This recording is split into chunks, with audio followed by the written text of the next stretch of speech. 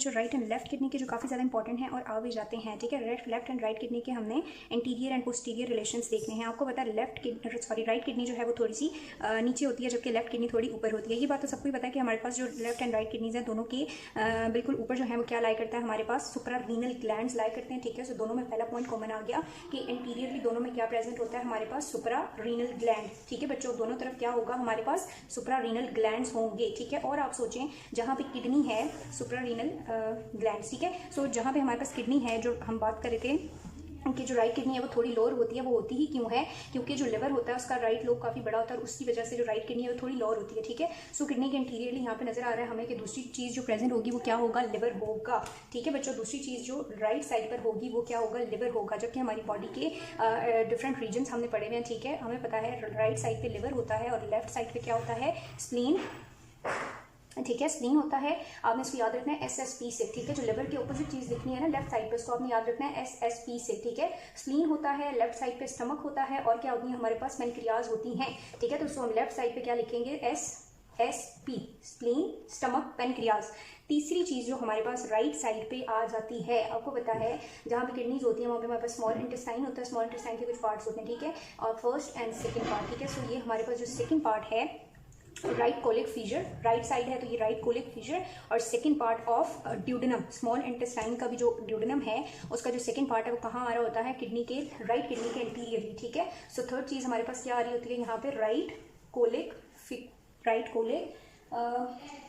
Flexure, ठीक है, flexure. ये जो हमारे पास ड्यूडेनम ऐसे करके टर्न करता है ना, इस वाली चीज को हम क्या बोलते हैं, फ्लेक्चर बोलते हैं, ठीक है। सो राइट कोलिक फ्लेक्चर आता है और उसी के ऑपोजिट लेफ्ट साइड पे क्या आ जाएगा, लेफ्ट कोलिक फ्लेक्चर, ठीक है, फ्लेक्चर या what ever is pronunciation, okay. और यहाँ पे हमने क्या देख लिया कि ड्यूडेनम का सेकंड पार्ट होगा, ठीक है, ड्यूडेनम होगा। और लेफ्ट किडनी में हमने ऑपोजिट चीज लिखनी है, ड्यूडेनम नहीं होगा बल्कि लेफ्ट साइड पे क्या होंगी, जेजुनम की कॉइल्स होंगी, ठीक है। सो इस तरह आपके रिलेशंस हैं वो बिल्कुल भी मुश्किल नहीं है। सुप्रारीनल ग्लैंड दोनों तरफ है। राइट साइड पे कॉमन सेंस की बात है, लिवर होता है, लेफ्ट साइड पे उसके ऑपोजिट क्या होगा, SSP, स्प्लीन, स्टमक, पैनक्रियाज, ठीक हो गया। Right colic flexure, left colic flexure, duodenum, उसकी थोड़ी सी ऑपोजिट बात करेंगे तो दैट इज जेजुनम होगा, ठीक है। पोस्टीरियरली हमारे पास जो है सेम ही रिलेशंस हैं दोनों के।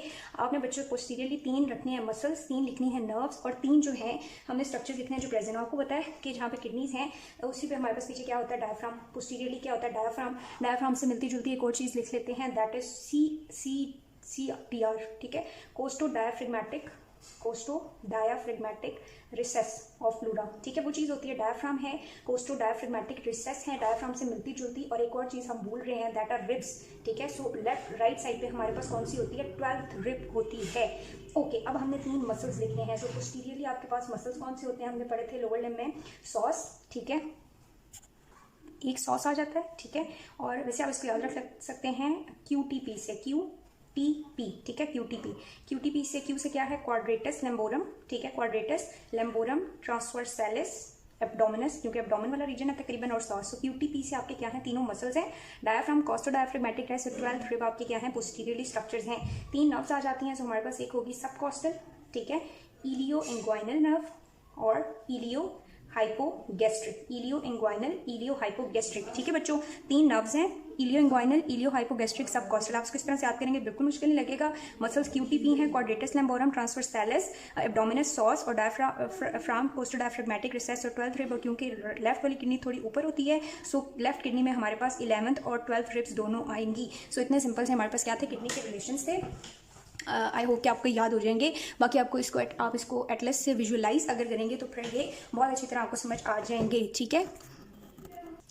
यहाँ पे आप इसको देखें, ये लेफ्ट किडनी है, ये राइट किडनी है, ठीक है। ये लेफ्ट किडनी के पास यहाँ पे लेफ्ट सुप्रारीनल ग्लैंड, जबकि साइड पे हमारे पास क्या होगा, राइट सुप्रारीनल ग्लैंड। देन हमारे पास यहाँ पे लिवर के लिए एरिया है, तो लिवर के ऑपोजिट हमने क्या कहा था, हमारे पास क्या होगा यहाँ पे SSP, यानी स्टमक के लिए जगह है, स्प्लीन के लिए है और पेनक्रियास के लिए है, ठीक है। बाकी यहाँ पे ड्यूडेनम है और राइट कोलिक फीजर है। ड्यूडेनम के ऑपोजिट यहाँ पे हमारे पास स्मॉल इंटेस्टाइन के लिए जेजुनम की कॉइल्स होंगी एंड लेफ्ट कोलिक फीजर होगा, ठीक है। और पोस्टीरियरली अगर हम रिलेशंस की बात करें तो पोस्टीरियरली हमारे पास बच्चों इनमें होंगी 3 नर्व्स थी, ठीक है। वो हमारे पास कौन सी नर्व्स हैं, सबकॉस्टल नर्व है, iliohypogastric and ilioinguinal nerve है, ठीक है। 3 मसल्स हैं हमारे पास। उन मसल्स में हमने क्या कहा था, QTP से हमने याद रखना है, तो ठीक है। यहाँ पे आप देखें कि आपके पास